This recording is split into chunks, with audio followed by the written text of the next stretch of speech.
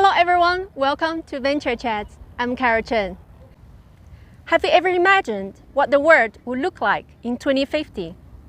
According to climate specialists, if we as human race do not slow down the current rate of greenhouse gas emissions, we would see a very different world in 2050. Unbearable heat, poor air quality, and clean water difficult to come by.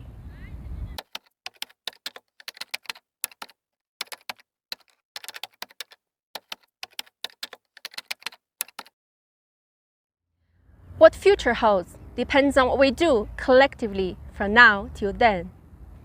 For this reason, a company named 2050 Compostable Packaging was founded in Costa Rica to be part of the action to turn the tide. I met up with this founder, Gonzalez, to talk about his ambition, joy, and the pay of building the company. In fact, the conversation with him is not exactly what I expected.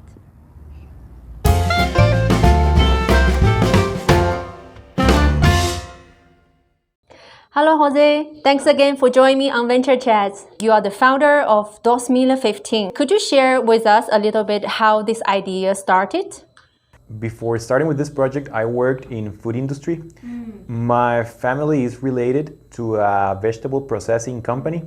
When you're in an industry of taking products from the earth, from the land, and to chop it and slice it and wash it and everything and include it into a plastic bag, I think there is a huge responsibility behind this. So we wanted to do something more. And definitely in food industry, plastic substitution or plastic related things and sustainability related issues are very important in this moment. And 7 years ago, we were projecting that it was going to be very important. We were trying to figure it out, how can we start making the substitution of plastic. And in that moment, we had the problem that there wasn't any supplier in the area, in the region, with the materials that we need to substitute plastic. So that's how I started working on checking different materials, different companies, in what countries these technologies were developing. There were already some success stories, but they weren't being implemented because of price or because of the cost of the materials. So I decided, okay, for a moment, let's keep the cost aside. Let's start testing materials, and we had some really good experiences. When we had some success stories, I started thinking that maybe the same problem that these materials were solved for us, it would definitely solve other companies' problems. So I talked with my family, I talked with the board of directors of the company, and I told them, okay, so look, there is an interesting investigation that we did. We found some interesting suppliers, some interesting materials. The board of directors, they told me, I mean, it's interesting, okay, we like the idea, but it's not going with our objectives, it's not going with our strategy, so we won't invest in that. And that way I left with the spine, with the idea. And so I decided to do it as a separate company of my own. You call your packaging products compostable, but as a person who are outside of this industry, there are lots of expressions and terms that come out that's quite confusing.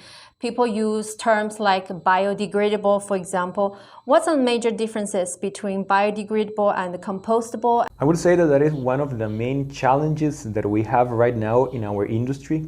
One of the big challenges started regarding the greenwashing, starting in the 90s, when first there was introduced the oxo biodegradable, that it's like an enzyme, a molecule that is included into the plastic, so it can degrade a little bit faster. And starting in that moment, there was just an explosion of different terms. And this explosion of different terms, it has been really complicated. It has been hard because there is some good practices around these terms, and in other cases there is a lot of greenwashing using these terms. So when we started this project, what we first, when we found that when we were looking for our packaging for our product, one of the things that we saw, it was exactly this, that it was complicated because of the terms that there are, and there wasn't any company making it easier for us to understand all these possible terms. So one of the things that we are trying to make, like, let's say, as a core value of our service, is that we educate and we work with the client in order to understand all these terms and in order to use these terms as an advantage of the company and to focus these terms on the objectives that the company has. So basically, biodegradable, it doesn't mean anything. It means that it can degrade. That's it. The problem is that it is not well defined. It's very huge. So this wall can biodegrade in 200 years, and at the same time, I can call it biodegradable. Let's say this watch, maybe it can biodegrade in 1,000 years, and I can say it's biodegradable. So there isn't anything making rules or challenging the word. So it basically now everything is biodegradable. So it's a word that we are trying to avoid. And this is when compostable comes in, because compostable, it's already a little bit better word, because it has some objectives. And for something to be compostable, it has to degrade in less than 180 days in compostable facilities. These compostable facilities is already a very different, it's already another huge world definitions on what is industrial, what is house compostable. But basically compostable is something that it can degrade at a similar rate than the usual waste that we have in our kitchen. Are there different standards across different countries? Let's say that the more standardized standards right now are the home compost and the industrial compost. Industrial composting is something that you do in a huge scale, and home compostable is different types of mechanism that you can use in your house to degrade your regular organic waste. In Latin America, one of the challenges that we have is that there isn't an industrial composting service. There are maybe a little bit in Chile. I know that there are in Argentina a little bit. Here in Costa Rica, we are just starting the first plans. When we do the strategy of our business, we have to think of all these things. So we have to plan our business and our strategy, taking into account that we don't have industrial composting facilities in here. What happens in a home composting system is that you have a small batch, so that increase of temperature, it's not high. It will be around 20 and 30 degrees Celsius. But when you have a really high batch, there is more isolation, so the temperature goes a lot higher, so you can get temperatures of 50, 60 degrees, so all the degradation is faster and more aggressive. Most of the materials that we sell, they are suited and fitted for home composting, so you can mix it with no problem. For example, this is cellulose, this is even soluble on water. So this material, you can degrade it with your waste in your house in less than 2 weeks. So what we do is that we play with a wide variety of different materials. Some materials have a high degradation, some has a slower degradation. So we also work with our client in order to make strategies depending on the product that they are choosing. For those that are not suitable for home composting, and do you collect them? In the majority of Latin America, the waste collection system is terrible. It doesn't work very good. It's public owned and it doesn't work good, but it's improving, and all the local governments, they are learning a lot. Right now, there is a lot of trends of, we already know that a local level, that a municipal level, industrial compost must be implemented. We are in here, or in China, or in Europe, or in the United States. Industrial composting is something that we as a society must adopt. So I would say that right now in here, we are just doing the first steps, the first investigation, starting to learn, or in the country, where could it be implemented. When we got into this, definitely, if we were going to sell materials that they need industrial composting, we need to give the client some kind of tool so he can assure the correct management of that waste. So what we did is that when we present ourselves into the market, we had a lot of plastic companies telling us, oh, but that materials, that is a lie, because you need an industrial compost process and you need... So when we were analyzing the strategy of our company, in that moment, we told, well, we need to do something like this. We need to solve something. And part of the idea of why we are named 2050 is that we want our company to run as a company should run in that moment of the world. And I think that in that moment in time, economy and needs to work circular. So we have to design our business circular. So when we were just scaling, what we start doing is alliances with local distributors that they were, because of the type of their client, it was easy for them to recover the materials. And what we do is that every time we deliver materials to them, they give us a huge plastic bag where all the compostable materials that the client gave them back, and we just take it to our installations, and there we run it in an industrial composting system. One of the challenges that recyclability has is that separation process. It's complicated when you have organic waste into the package. Cleaning that, it's hard, it's difficult. And if you have everything compostable, you can just go everything in the same pot, and it's very easy for the consumer. Everything is compostable, so we don't have to select material, so the costs are really low. Yeah. And we just take that back to our industrial composting system.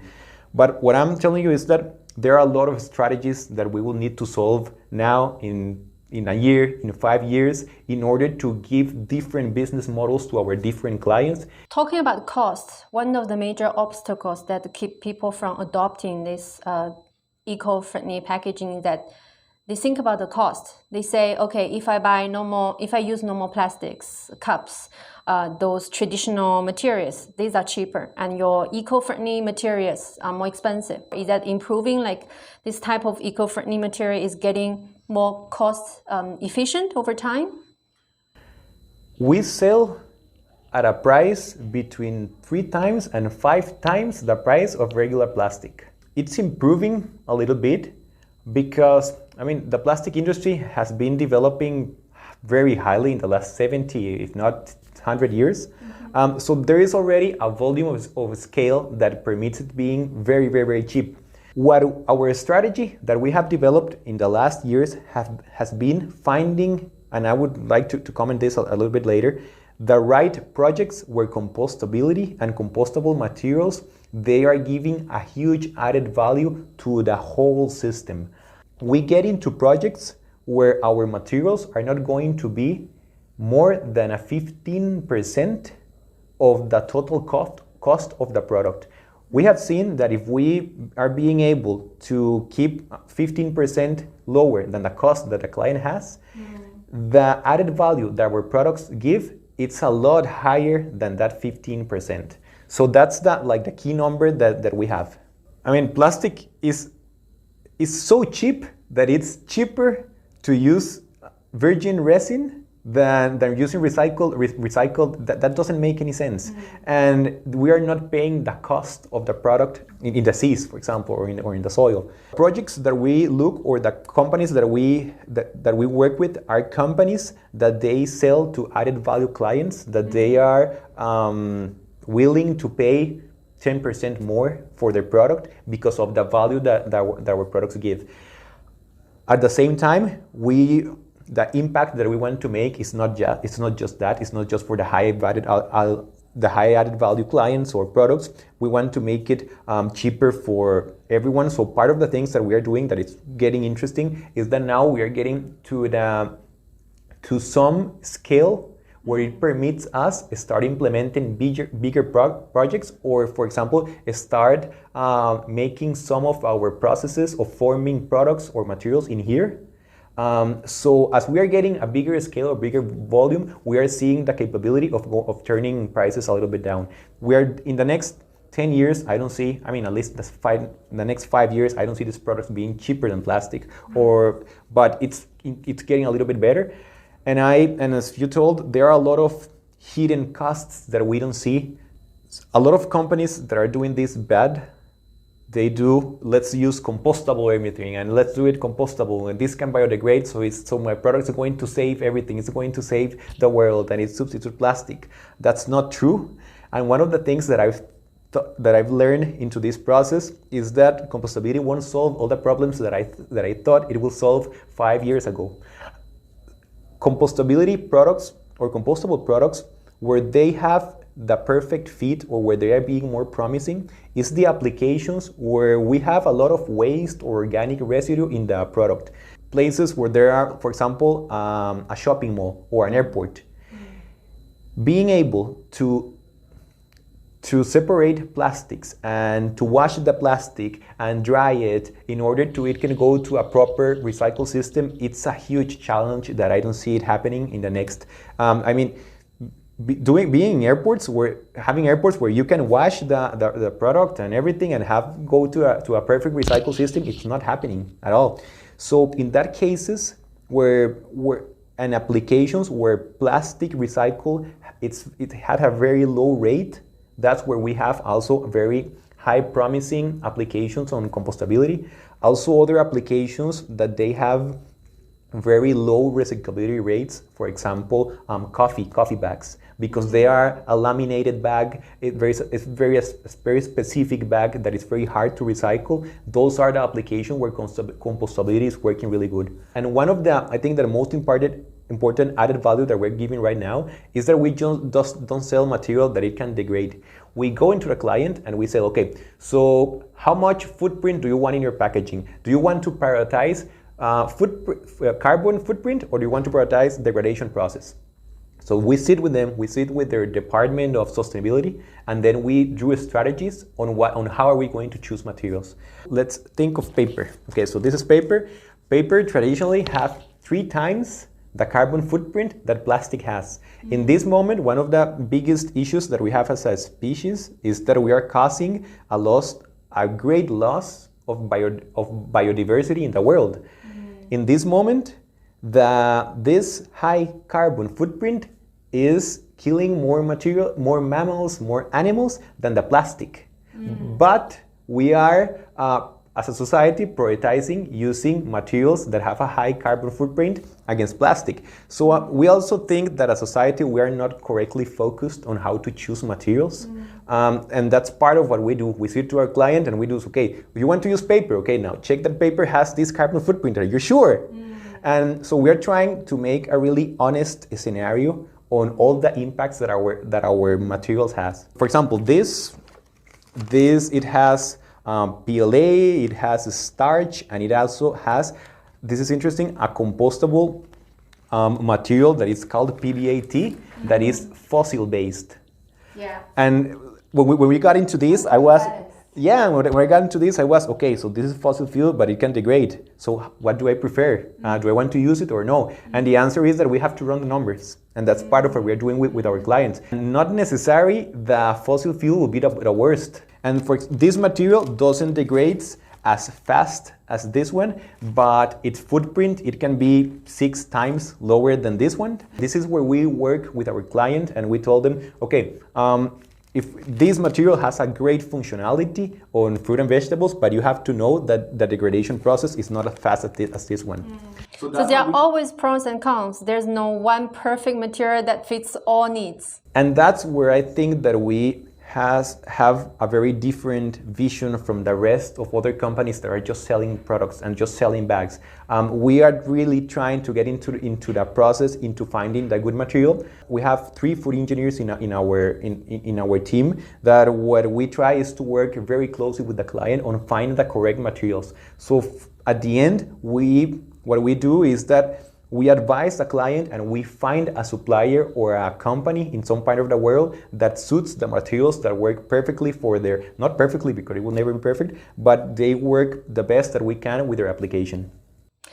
When you look at this bio-friendly packaging industry, there's lots of noises, lots of opportunities in there. There are also lots of solutions out there. So how do you think your products stack up versus your competitors? I think that we are more than a product, we are selling a service. The money that finance our service, it's the sale of the packaging. But what we do, it's a service of finding the correct packaging and advising the company on the correct packaging to use their products. You're more like a consulting service, isn't it? Yes, but we don't exactly, but we don't charge because of the consulting. We charge on a contract or on selling the material in the long term. Is the business right now profitable? The business, something very interesting is that we started very small and with really low costs. We started the business just investing, let's say that $10,000 on inventory that I had in a warehouse that on my old place. So because you don't own the manufacturing facility, right? You work with the manufacturers from the outside. Exactly. So we didn't have to do huge and initial investment.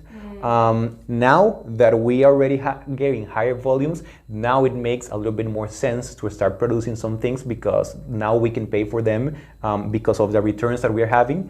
But initially it wasn't. So that make us not being able, that it wasn't that hard to get profitable or having to pay a huge investment. I think that was a good strategy. So we started 2019. In 2019, we almost didn't sell anything. It was just like implementing the business model. 2020 started great. Then came the pandemic and it was terrible for us because all the projects that we were starting to work, all the companies told us, okay, no, stop. We have to give priority to the cheapest, to the easiest, to plastic. So the first 6 months of the pandemic, they weren't good for us. I would say that in September 2020, like the companies, they started to tell themselves, okay, so we are going to live with this. We have to already think in the future. Definitely sustainability is something that everybody wants after COVID. Last year, we ended the year selling about $400,000. And this year, we are projecting at least $1.5 million in sales, at least. We are competing against very cheap plastic. So we are trying to keep our margins not very high while we are in a growing stage. We want to be really aggressive getting to the market. So in this moment, we are break even. In long run, what's gonna be your target net margin? This year, it's going to be below 5%, the net margin, but because we are financing our growth. In 2023, the objective is to get a 7% net margin, and in the next 10 years, a 10%. Who do you perceive are your major competitors out there in Costa Rica or in the markets where you already have your footprint? I would say that the major competitor is plastic. It's regular plastic. Right now, most of the ones that we are bringing compostable materials to the market, most of the materials are selling easily. The last year, at least here in Costa Rica, the styrofoam was banned. So that increased a lot the usage of this type of trays. In not all countries they are banning it, but there is definitely a trend of using better sustainable materials. So we are competing with prices, with plastic prices. The more we research, the more we are knowing that the plastic it's not the enemy. Compostable materials are being proven great in some applications. Again, the ones that we are trying to focus, for example, meat, it's also something interesting because meat packaging, it's something that it's almost not recyclable at all. It's very complicated. Vacuum packaging for cheese, for meat, that is something that we are starting to develop this year, or at least get into the market. Globally, there is one company that's called Tipa. I think they are great. I think they do a great job, and they have been very good on educating the market and giving and showing that it's feasible to do it and that it's possible. Specialized on flexible materials, we are almost the only ones in Central America. The market in this moment is just in baby steps. It's just starting. So I think that we already have a good advantage on starting because we already know a lot of materials that work. These work good with, with eggs. This good with bread. This material is working very good with vegetables. This other material is working good with dry vegetables, and this one with roots. So that has given us an advantage. And one of the good things that we do is that we find the company that is doing a really good product. And then we get a little bit into the design, into the printing, into the sizes, in how much permeability it's going to have. And then we bring that to this market. Let's talk a little bit about funding status. You mentioned that at the beginning, your investment was quite minimum. You're trying to run a slim kind of operation. So do you have any investors apart from yourself, your own savings? The first year of the company, it was funded with my savings in order to get the first materials in here, to start paying somebody that worked already with me. website and all the things. About a year and a half ago, when the company started growing, there were two very close friends, so they invested, and that lasted us for about just 6 months. And one of the bad things that I did, and that I won't say I did regret it, but it would definitely be of the things that I would do different, is having a lot better plan of how would I finance this project if the sales they go up really fast, because we weren't planning growing so fast. So after these two friends, they got into the business and they invested. We started needing more money to invest in all the opportunities that were appearing in the market, and we found a partner. He is the father of one friend of mine that he is a private lender. He lends money, and there was already a good confidence. I gave them all the statements, balances, plans, business plans, everything, and they started lending money for us. That was crucial because when you're starting as a small company, at least here in Costa Rica, it's impossible that the regular banks are going to lend you money unless you already have 2 years of positive results. And in this moment, we are negotiating with 2 or 3 different possible investors that I think that they will be capable of getting our company to a bigger level. It feels like you had a hard time finding the investment during your expansion period. Did you feel like you get enough support that you wanted? I was very lucky because I had contacts related to friends and family that they were willing to finance this type of projects, but that's very rare. That's not easily found. It was a private contact. It wasn't something that it's available in the market. The local banks and the country, they have young investment banking, but I would say that it doesn't work. If you are in the first 2 years, even if you are even having good results, nobody will lend you money. No bank will lend you money. If you don't have 2 years with an accounting system positive and everything, it's very hard. It's very, very complicated. When we were in that moment, our only way out was private investing. It wasn't a way, there isn't a very good ecosystem that can support this type of projects. All right, so there's an opportunity. So if you were given 1 minute to make an elevator pitch to the investors, potential investors in front of the camera, so what would you say? We are a supplier of packaging. We design, we produce, and we distribute these materials, but a lot more important than that is the fact that our clients, we give them the necessary tools to give the potential to make their business a circular model using our materials and our services. And I think that we are one of the few companies in the world doing that. If you were asked to give some advices for future founders and future entrepreneurs who want to take this path, what type of advices would you say? One of these friends that is also a partner of me in this project, one of the great advices that he gave me when we started working together, it was get your accounting in shape, perfectly formal, from the day one start a formal accounting, because that's something that banks are going to ask, and every week that you don't have a formal accounting, it's a week that you are going to miss in the future. So that's very, very important. It doesn't matter if you're having losses, but having accounting that can support the process that you are having. Second, also related to money, have a cash flow plan that involves the worst case scenario of how I'm going to feed myself. It has a regular scenario and also a one very positive where you would need high cash flow in order to hold a high growing business. And the last one would be, for me, this type of incubating program or accelerating program. It was really helpful on getting the company to a different level to get it ready for investors.